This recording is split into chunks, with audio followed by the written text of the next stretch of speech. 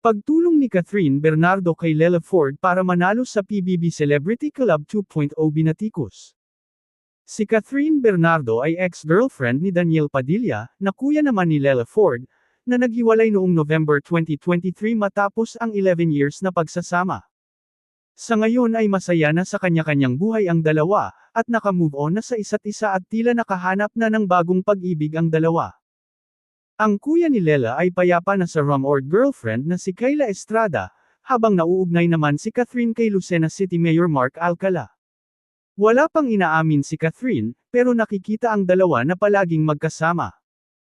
Samantala, how true kaya ang kumakalat na chika na di umano'y nag-effort ang kapamilya actress na si Catherine Bernardo, na bumoto at maglabas ng malaking pera, para suportahan ang kapatid ng kanyang ex-jowa na si Lela Ford, sa kanyang Pinoy Big Brother Celebrity Club 2.0 journey. Sa isang panayam kasi sa bunsong kapatid ni Daniel Padilla, ay nausisa siya kung ano ang kanyang reaksyon, sa chika umanong bumoto sa kanya ang aktres para magpakita ng suporta sa naturang reality show. Hindi ko po alam if naglabas po si Ate Kath ng pera, pero thank you so much, pasasalamat ni Lela Ford. Chika pa niya, hindi raw niya ito alam kung totoo man o hindi. Nausisa rin si Lela kung mayroon pa rin silang komunikasyon ni Catherine. Aniya, as of, hindi po, sobrang busy po noon ni Ate Kath.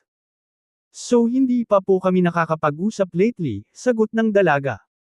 At in fairness, talagang sumuporta din ang kapamilya star na si Kayla Estrada, sa journey ni Lela Ford sa loob ng bahay ni Kuya, at sa katunayan, bago ang PBB Big Night ay nag-post pa sa Instagram si Kayla Estrada, para ikampanya si Lela na iboto ng kanyang fans.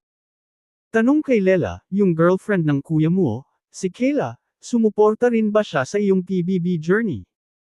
Sagot ng sister ni Daniel Padilla, yes opo. Nagkita nga po kami after Big Night po. Pumunta siya sa house. Catch up lang with family. Sundot na tanong sa dalaga, close na kayo? Na sinagot naman niya ng, opo naman, of course.